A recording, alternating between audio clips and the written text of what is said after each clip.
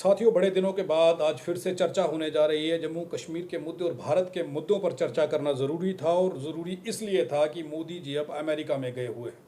America में जा कर के जो खबरें आ रही हैं, बताया तो ये जा रहा है कि मोदी जी को रिसीव करने के लिए और वहाँ पर कोई भी बड़ा व्यक्ति नहीं पहुँचा।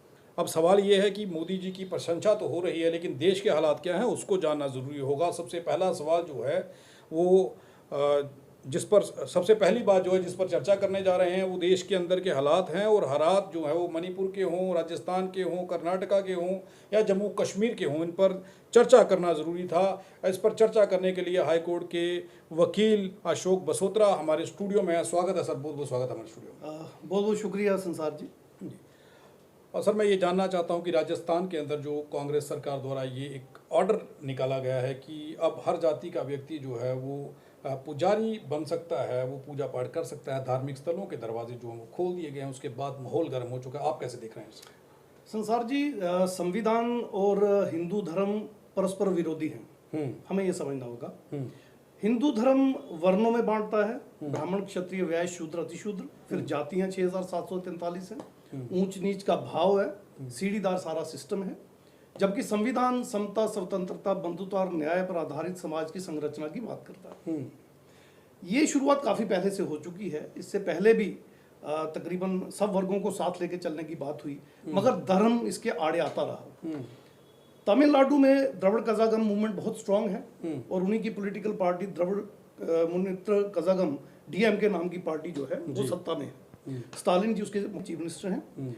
सबसे रेवोल्यूशन उन्होंने शुरू किया जब उन्होंने ऑर्डर पास किया कि मंदिरों में हर कास्ट, हर वर्ग होंगे, SC ST OBC के भी पुजारी होंगे। ऐसे हिस्सेदारी बाकी सब जगह पे पूरे शहरियों को होनी चाहिए, वैसी ही धार्मिक कार्यों में भी सब चाहिए। इसके खिलाफ बहुत बड़ा रिवोल्ट वहां पे चल रहा है। 1 या सवा पर ब्राह्मण है वहां पे, वो काफी जोर शोर से इसका विरोध कर रहा है। एक और आदेश जो है स्टालिन गवर्नमेंट लाई थी कि जो मंदिरों के पास अथाह संपदा है, बहुत सारी प्रॉपर्टी है, बहुत सारा, वो सारे का सारा जो है उसको बेचा जाए और एजुकेशन में लगाया जाए। बहुत सारी जमीनें हैं, बड़ी बड़ी जमीनें हैं, वहां पर एजुकेशनल इंस्टीट्यूशन खोले जाएं और लोगों की पढ़ाई लिखाई का ध्यान रखा जाए। तो मेरा ये मानना है कि ये रिवोल्ट तमिलनाडु से जो शुरू हुआ था अब बाकी राज्यों में भी फैलने लगा है। दूसरा, कांग्रेस को भी ये बात समझ में आ गई है कि चंद मुट्ठी भर 2, 4, 5, 6% तथाकथित ऊंची लोगों के साथ ना तो कोई सरकार बनाई जा सकती है, ना ही सत्ता में रहा जा सकता है, ना है देश का भला किया जा सकता है। और चूंकि अशोक गहलोत खुद एक OBC समुदाय से आते हैं, सैनी जाति से आते हैं, माली जाति से आते हैं, और पिता महामना ज्योतिबा फुले और क्रांति ज्योति सावित्रीबाई फुले के बारे में जब से पता चला है, आपको मालूम होगा उन्होंने निकाला था कि हर डिस्ट्रिक्ट में एक स्कूल का नाम राष्ट्रपिता ज्योतिबा फुले के नाम पे और एक कन्या स्कूल का नाम, महिलाओं के स्कूल का नाम या कॉलेज का नाम क्रांति ज्योति सावित्रीबाई फुले के नाम पे होगा, और वो कर भी दिया गया।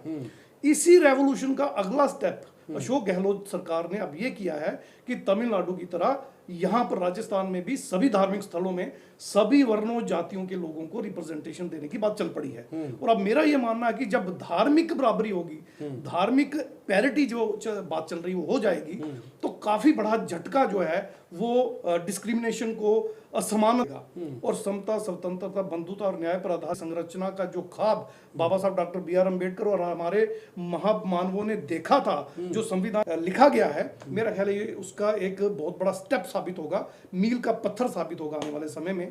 इसमें कर्नाटका का एक खबर जो है वो निकल करके सामने आई है। एक वेब पोर्टल चलाई है, उसमें बताया जा रहा है इसके फाउंडर जो थे हेडगेवार और सावरकर की पुस्तकों में जो था, जो पढ़ाया जा रहा था, उसे हटाया है और उनमें अब ज्योतिबा फूले और माता सावित्रीबाई फूले को ऐड कर दिया गया है। दोबारा से वापस बच्चों को पढ़ाया जाएगा और बड़ी जल्दी संविधान के बारे में जो है वो पढ़ाना शुरू कर दिया जाएगा। आप इसे कैसे देख रहे हैं? ये कितना बड़ा बदलाव है? बहुत बड़ा बदलाव है संसार जी। देखिए, पहले तो ये कोशिश करती रही है कि लोगों को अज्ञानता के अंधेरे में रखा जाए, संविधान के बारे में पता ना चले, खास करके SC ST OBC के वर्ग जो है वोट बैंक बने रहे, थोड़ा बहुत इनको हिस्सा दे दिया जाए और साई जो है लूट के खा ली जाए। जब से भाजपा आई और जो कांग्रेसियों का हाल भाजपा ने किया 9 सालों में, खास करके जब से मोदी जी प्रधानमंत्री, तब उन्हें एहसास हुआ नहीं, लोगों की जागृति बहुत जरूरी है। और कर्नाटका में खास करके SC ST और खास करके OBC पे जो अत्याचार मोदी सरकार के टाइम पे हुई, जब मोदी सरकार वहां पे राज्य में भी जबरदस्ती बनी थी और केंद्र में तो मोदी सरकार थी ही पिछले 14 के बाद से लेकर 9 साल तक,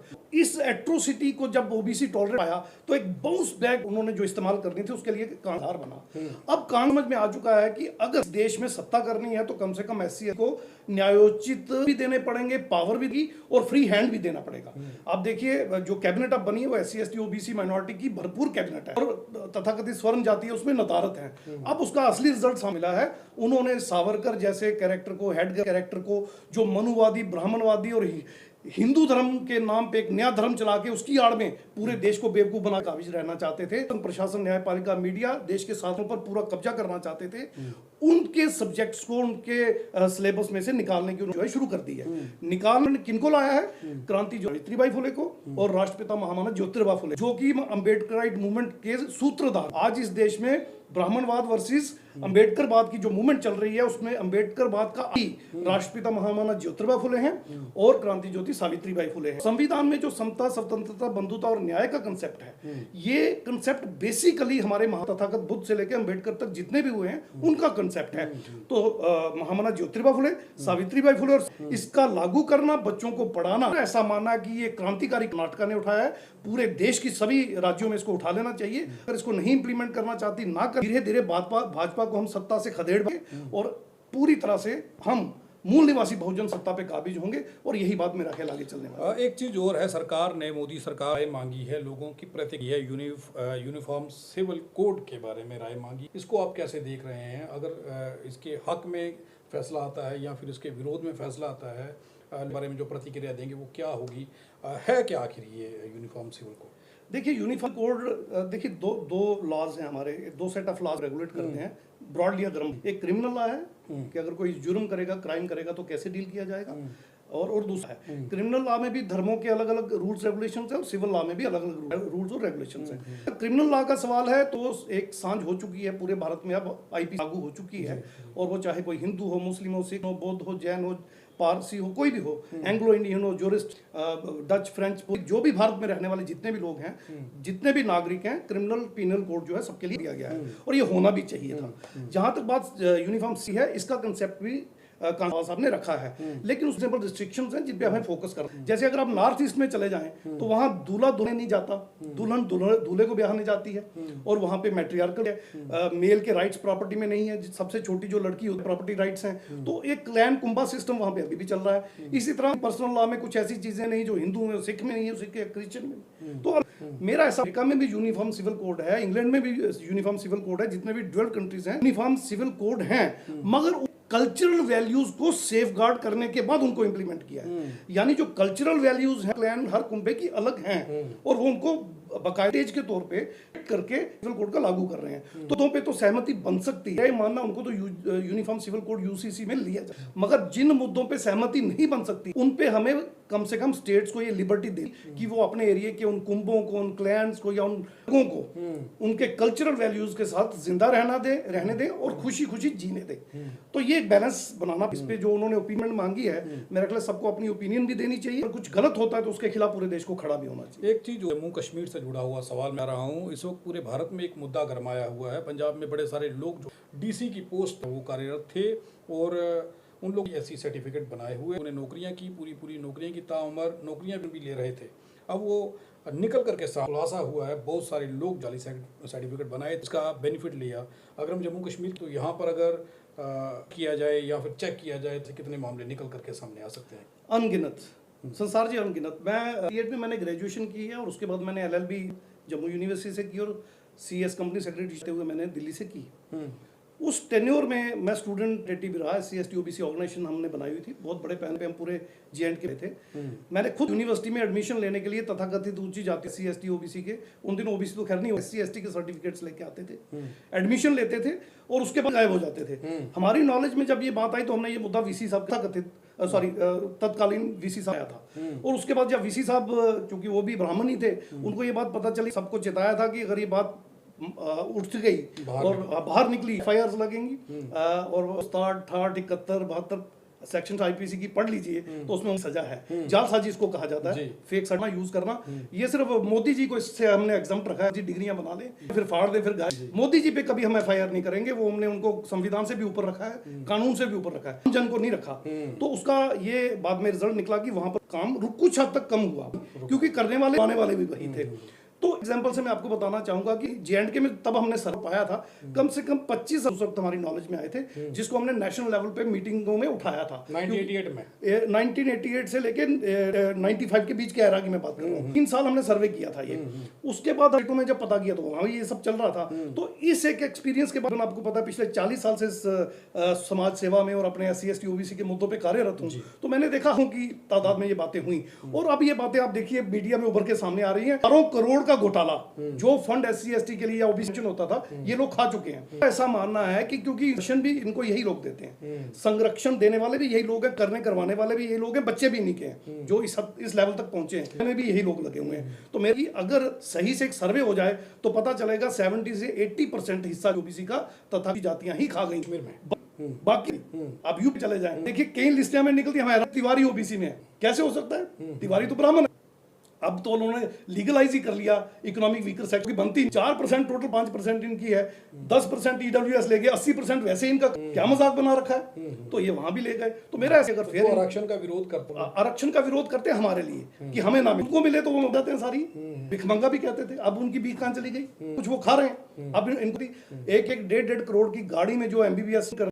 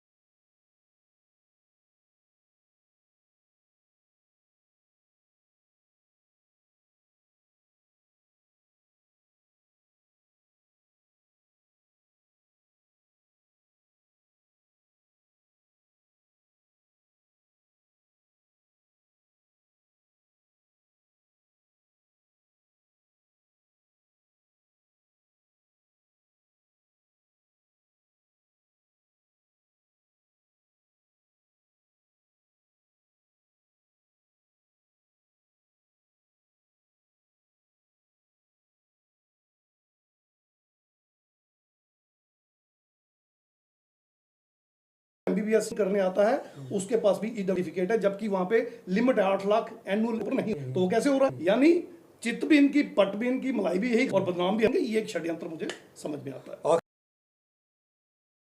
मोदी जी अमेरिका में हैं और वहाँ पर खुलेआम मोदी जी जो बातें करते हैं, आप जानते हैं कि एक तस्वीर जो दिखाते हैं वो बहुत बढ़िया और अच्छी तस्वीर दिखाई जाती है, लेकिन हकीकतन तस्वीर क्या है भारत की? योग दिवस पर मोदी सरकार के ही कई फोटोज वायरल हुई हैं, लोग एक टांग पर खड़े हैं और वो दोनों खड़े हैं। ये तो खैर एक टांग पर कब लोग ये खड़े होते हैं, लोग कब खड़े होते हैं? जब इलेक्शन होती है, आप सब जानते हैं, तब ये एक टांग पर भी खड़े, उंगली पर भी खड़े हो जाते हैं। मेरा ये सवाल है कि अब जो भारत योग दिवस मनाया गया और जिस प्रकार भूखमरी है, जारी है, उन दोनों को देखते हुए योग को और को आप कैसे देखते? देखिए, पहले तो मैं मोदी जी का जवाब दे दूं। मोदी जी पिछले 9 साल से इसी बात पे जिंदा है, हजारों करोड़ लाखों करोड़ खर्च के मोदी मोदी मोदी करवा, भाजपा भाजपा करवा लें, पर फोटो लगवा लें, ढोल रगड़ा पिट अपनी प्रेज करवा लें, सारा मिल लें, मेन स्ट्रीम मीडिया में अपने ही ऐड चलाते रहें, तो वो जिंदा रहेंगे। तो अमेरिका कौन रिसीव करने आएगा?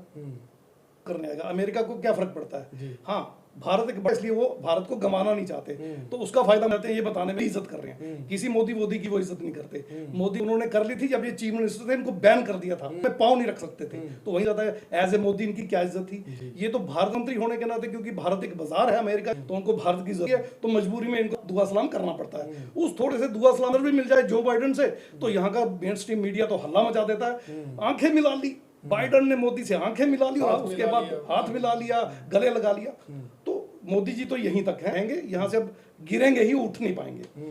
दूसरी जो बात आपने छेड़ी इस मुद्दे को लेके, योग दिवस को एक टांग पे आप ठीक कह रहे होते हैं। योग एक, ये भी एक ड्रामा है, ये भी एक ढोल नगाड़ा है कि हमारा योग देखिए, पॉलिटिकल स्टंट है। योग था, बुद्ध ने शांति प्रिय ढंग से लोगों को सिखाया, चाहे हमसे 1000 गुना आगे हो। उनका प्रीमियर जो है अपना कभी भी योगा का ड्रामा नहीं करता, आपने कभी देखा ही नहीं होगा ना उनका करता है। योगा में चाइना का ये मुकाबले किया तो बुद्ध से ही है, विश्व में इवन जापानीज योग यहाँ है, अमेरिका में योग हमारे यहाँ से गया है। तो ये बुद्धिस्ट कल्चर है, हिंदू भी नहीं। तो ये ऐसे पीट रहे हैं। एक्चुअल बात ये है, ह्यूमन डेवलपमेंट इंडेक्स आप देख और स्टारवेशन देख लीजिए, माल न्यूट्रिशन, आपको पता है 10,000 से ज्यादा अफराद हर दिन माल न्यूट्रिशन, जिसको कुपोषण, उससे भारत में मरते हैं। सोमालिया से भी बदतरीन हालत है हमारी। एजुकेशन हमारी वर्स्ट है आज की डेट में। हमारी कोई यूनिवर्सिटी, कोई कॉलेज नहीं करता, 200-500 नंबर में कहीं आता ही नहीं है। इसका सबूत दूसरा भी दे दूं, भाजपा आरएसएस के नेताओं के बच्चे कहां पढ़ते हैं? फॉरेन में जाके, फोर्ड में। क्यों? क्योंकि यहाँ के कॉलेज यूनिवर्सिटी में वो एजुकेशन है ही नहीं। कुछ यूनिवर्सिटीज अच्छी हैं, जेएनयू है यूनिवर्सिटी, कुछ हैं, तो उनको ये टुकड़े टुकड़े गैंग और कैसे कैसे बदनाम करते हैं। तो अब इनको क्या चाहिए? इनको हिंदू मुस्लिम, हिंदू सिख करवा लो, हिंदू क्रिश्चियन करवा लो, सिखों को टुकड़ों टुकड़ों में काटो, बांटो, राज करो। मणिपुर में क्या रहा आपको पता ही है। तो इस तरह की इनकी पॉलिटिक्स है। ये एक ढकोसला है, योग नहीं है, दिखावा है। अब 4-6 दिन ये पोस्टर बैनर हो रही, ये सब कुछ कहाँ योग करते हैं आप देखिए। स्मृति ईरानी का वेट मेरे ख्याल 10 गुना बढ़ गया पिछले 4-5 साल में। वो योग करने के पता नहीं कैसे भी रही हैं, आप देख लीजिए। और हमारे यहाँ जी को देख लीजिए कैसे योग कर रहे हैं। वो पे खड़ा होना उनका मुश्किल है। अब राणा जी भी भाजपा में, उनको बोली जरा खड़े होकर दिखाना है। और बाकी देख लीजिए, और जिस तिरंगे का ये अपमान करते हैं, उसी कभी नीचे बिछाते हैं, ऊपर लेट जाते हैं, मुंह पे मलते हैं, कहाँ कहाँ मलते हैं, हम देखते हैं उनको। तो ये सारा ढकोसला है, ये हर फ्रंट पे फेल हो। करप्शन इस वक्त इंडिया में पीक पे, एजुकेशन खत्म है, हेल्थ खत्म है, एम्प्लॉयमेंट खत्म है। लोगों के मुद्दों पे इनका फोकस, लोगों को ये फोकस करने नहीं देना। इसलिए योग योग योग। एक बात कही जाए, जो भगोड़े से जिन्होंने खरबों का लोन लिया था, हम लोग भारत को छोड़ के जा चुके थे, मोदी जैसे लोग, बड़े सारे चेहरे हैं जिनके नाम गिनाना जाऊं तो लिस्ट जो है बहुत लंबी हो जाएगी। ये जो लोग यहाँ से भागे, उनको लोन देने की प्रक्रिया रुकी जा रही है। बिल्कुल ठीक इन्फॉर्मेशन है, मैंने भी इस इन्फॉर्मेशन पे देखा है। 2-3 इन्फॉर्मेशन बहुत बढ़िया आपको मिली होंगी। एक तो केदारनाथ मंदिर से अरबों खरबों का सोना हेलीकॉप्टर में डाल के कोई ले गया है। अब हेलीकॉप्टर लेके कौन जाता था वहां, वो तो मुझे पता नहीं, आपको पता होगा। 88 करोड़ रुपए का हिसाब आरबीआई नहीं दे पा रहा। आरएसएस जब पूछो कहता है ये मोदी जी से पूछो। अब पूछने की हिम्मत किसी की यहाँ पे है नहीं। आप जो अभी मुद्दा उठा रहे हैं, जो आपने अभी कहा कि आप दोबारा से लोन, अब देखिए जो पैसे उनको पहले दिए थे वो उन्होंने उसका उन लोगों को दे दिया जिन्होंने वो उन्हें भगाया था। वो चाहे भाजपा हो, हिंदुत्ववादी संगठन हो या इनके रिश्तेदार हो। आप टैक्स हेवन कंट्रीज में अगर सही डाटा निकालेंगे तो 80% तो इनके नाम पे होगा। उनको जो मिला था वो खर्च हो गया। अब वो कह रहे हैं यार और दे दो, और हमें जिंदा तो रखो, और ये देंगे। और आपको बताया 20 लाख करोड़ से ज्यादा माफ कर चुके हैं ये कर्जे। तो वो अपने ही उन्हीं लोग, इसका असर किस पर पड़ रहा है? आमजन की हालत जो है इसका, अब दूध, एक इंटरव्यू में आपने हमारे साथ बात की थी कि दूध जो है वो 1000 रुपये लीटर में मिलेगा, है वो हजारों रुपए किलो के हिसाब से मिलेगा, ये आपने जिक्र। बिल्कुल। तो अगर इन लोगों को दोबारा से लोन दिए जाते हैं ये चीजें, तो क्या तस्वीर होगी भारत की? संसार जी 55 लाख करोड़ रुपया कर्जा था 2014 में। आज 155 लाख करोड़ बढ़ गया 2014 से लेके अब तक 9 साल में। ये किसने चुकाना है? आपको पता, बहुत बड़ा हिस्सा हमारा जो का बजट है उसका बहुत बड़ा हिस्सा हमें दे रहे हैं कर्जे के। डेवलपमेंट कहां से होगी? पैसा बाहर से आया, ये 100 लाख करोड़ गया कहां? 20 लाख करोड़ तो सामने सामने बांट दिया, बाकी इन्होंने आप बांट दिया सारा। लोगों के हिस्से में कुछ आया नहीं। तो चुकाना किसको है? हमारी पीढ़ियों को। आज जो बच्चा भारत में, उसके सर पे लाखों का कर्जा है, पर पर्सन लाखों का कर्जा है, जो कि कुछ हजार रुपए था जब इन्होंने सत्ता संभाली। और इनका फर्ज था उसको खत्म करते, रुपए की वैल्यू बढ़ती और हमारी साख पूरी दुनिया में बढ़ती। तब तो मोदी जी कहते थे रुपया, प्रधानमंत्री की साख गिर रही है। और अब जो रुपया गिरा है और अब जो हालत हुई है, अब मोड़ उठ गए हैं, पता नहीं कितना ऊपर उठ गए हैं, वापस नीचे आएंगे भी कि नहीं। तो ये बात समझने वाली है। चुकाना इसी देश की जनता, जो हालत पीछे श्रीलंका की हुई थी, जो आजकल पाकिस्तान जा रही है, या जो सोमालिया भुखमरी किए कर दिए इन लोगों ने, तो जनता इसको भुगतेगी। ये चले जाएंगे, ये जो लोग चले जाएंगे, जितना लूट सकते हैं लूटेंगे। अंग्रेज मुगलों ने तो खैर क्या लूटा मस गए थे बाद में, अंग्रेजों ने था उससे मेरा ख्याल है 10 लाख गुना जा चुके हैं। अब केदारनाथ का ही आपके सामने एक एग्जांपल नया आ गया, मेरा ख्याल है सारे मंदिरों का ऑडिट अगर हो जाए पता चल जाएगा वो अरबों होना कहाँ है।